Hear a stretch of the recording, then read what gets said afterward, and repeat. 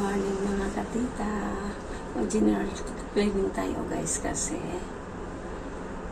uwi na tayo. Kaya siyempre nakakaya naman sa mga amo natin. Kailangan tayo mabinis.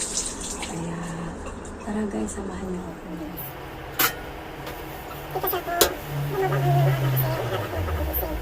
Gisingin ko daw siya ng alas 10:15 kasi papasok siya. Yan dito din sa babae mo ko. Sana kung okay lang. Nandito sila kaya. Hindi ko alam kung kailangan mo kapag ang mga ko. So, tara guys, samahan mo ko. Welcome to my vlog. Welcome to Kawarlis Vlog. So, don't forget guys, like, share, and comment. And subscribe na rin para ma-update kayo sa aking mga video. Maraming salamat sa inyong pagtangkilik sa aking video. Tara na, samahan mo ko.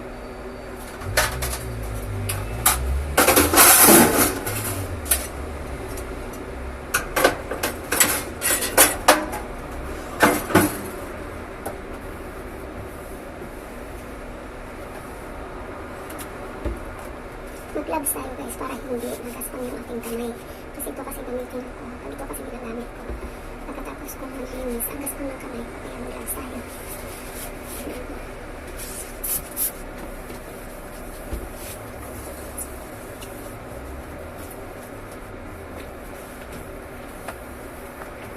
Sabagay guys, ready ko naman itong nililinisan. Kaya habang nakatulog sila, naghihintay ko kailan ang gising nila, nililisan.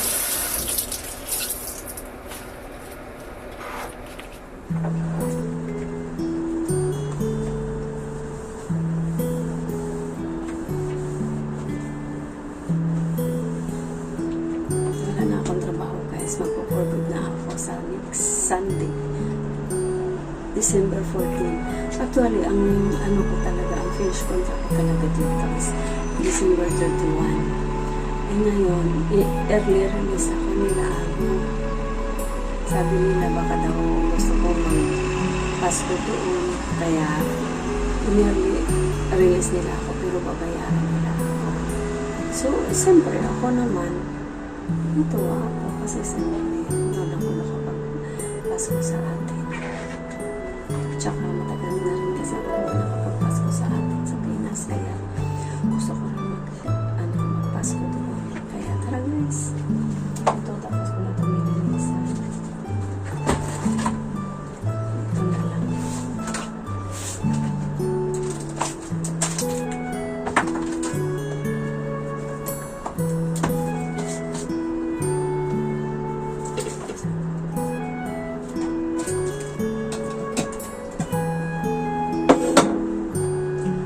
Gamit ko to guys, tingnan nyo dito lang space ko para sa mga gamit ko, halimbawa sa kape, sa gatas o kung ano pa, yan lang kalimitan ng aking space guys. Pero okay lang, ganun ako talaga, diba? Yan ang space ko, ganyan lang kalimitan.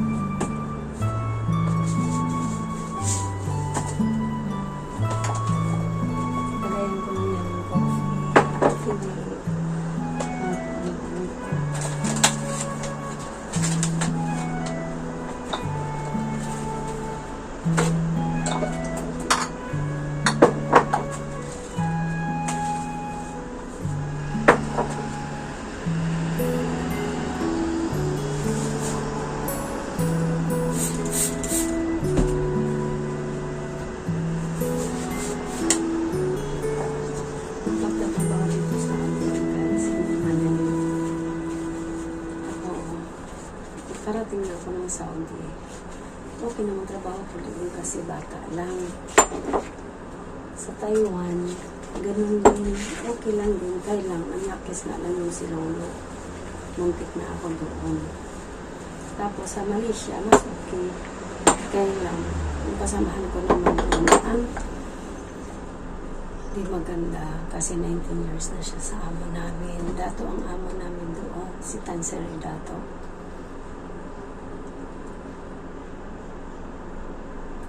Tanseri Dato, kaya lang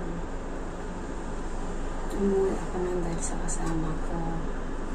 Mayroon kasi kaming binibigay na yung amo kasi namin, ambasador ng London. May binibigay sa amin ng allowance every Saturday para pambili namin ng kape, sabon, toothpaste, at kung ano-ano pa. Ngayon, yung kasama kong Pilipina doon, hindi niya binibigay. Hindi niya binibigay. Binibili niya lang ng mga kape, mga gatas, sabon para ipakargo niya. Halos every month siya nagpapakargo. Samantalang kami, bumibili kami ng sarili namin sabon, kape. Pero sabi ng amo namin na bumili daw kami ng may allowance kami. Binigay niya doon sa kasama namin. Pero napakagahaman yung kasama namin, guys. Ang hirap na may kasamang ganun. Pareho tayong Pilipina, pero siya, gahaman siya sa pera. Matagal na siya doon. Pero gahaman siya sa pera. Hindi ko lang alam, guys. Hindi ko lang alam, guys, kung nandoon pa rin siya ngayon. Pero sinesearch ko kasi patay na yung amo namin. Ang bait mo. Nung may bakasyon ako, pinabalik niya ako. Alam mo ba yung ticket ko? Round trip yung ticket ko kasi ayaw niya nga akong pa-uwiin kasi isama daw niya ako sa London. Kaya lang, yung kasama ko kasi hindi ko matiis. Tapos lagi niya ako inaawal. Pumunta lang ko may sakit siya. Nahilot ko yung ulo niya. Kasi nga, mas matanda siya sa akin. 50 na yun kung nagbuon ako. Yun, hindi naman ako nagtatanong ng galit sa kanya. Kung tinatawag niya ako para hilutin ko siya, hinihilot ko siya. Pero, parang tulong ko kasi sa kanya kapatid. Kasi siyempre, isang bahay kami. Tapos may Indonesia kasi kami kasama. Yung Indonesia naman, mas malapit sa akin. Kasi isang kwarto kami.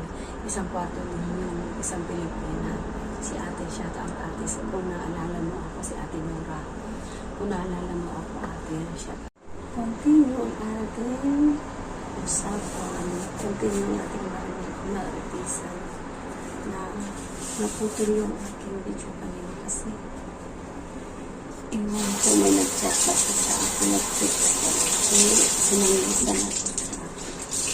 Kaya naputol siya. So, yun, hindi ako bumalik, guys. Mabait. Ayan, dito ka natin, guys. Ito, sa Pilipinas kasi nila. Ay, nabagay sa akin ang video sa nila. So, yun, guys. Wala ito ang video sa nila siya. Wala ito sa nila. Kaya nila kasama.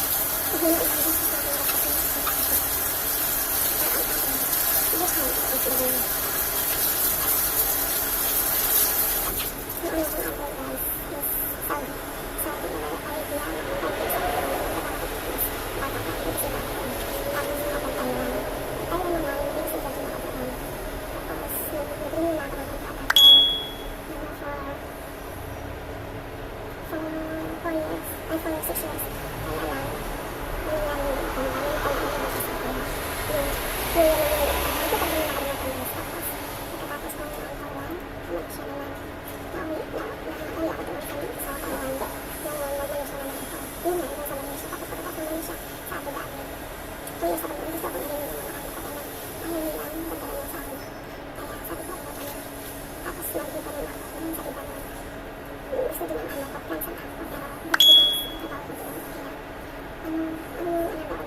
dalhin ko sa Lokong, si Princess, tsaka si Lola.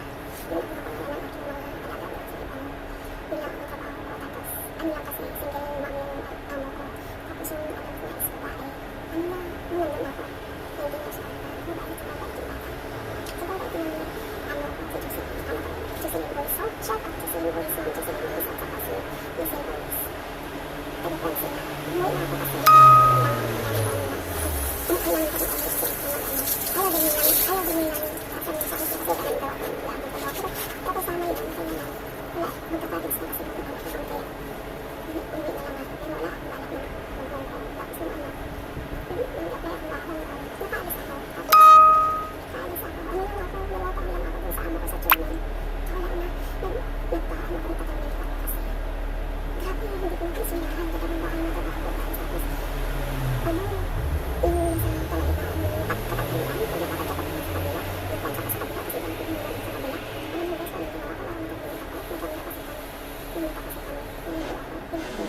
Siyempre may pangkot sa kanya ako.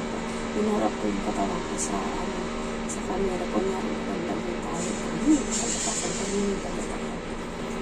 Tapos, nakapagtrabaho ako ng lady guard. Nag-lady guard ako 1 taon. Itong apply ko dito, ano lang talaga to guys, yung parang miracle. Kasi wala na talaga akong balak ng ako. May ano lang, nakita lang ako sa Facebook na nag-video nito. Tapos tayo ako ng misis. Ayun, sa linggo ko lang guys. Nag-vlog ako nila ako. Sa linggo ko lang, nakaalis na agad ako. Yun, kulang dito ako. Tapos, nung umpisa, akala ko, hindi ko matigas dito. Kasi sobrang yung ulit ng babae. Pero, ano guys, nag-away kasi kami.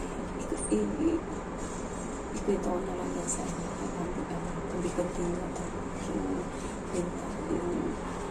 Yung buhay ko dito sa anak ko. Kasi sobra talaga ang tinamas ko dito. So, hanggang dito na lang guys. Thanks for watching. God bless us all. Don't forget to like and share and bell the notification para update kayo sa aking video. Subscribe na! Thank you. I love you all.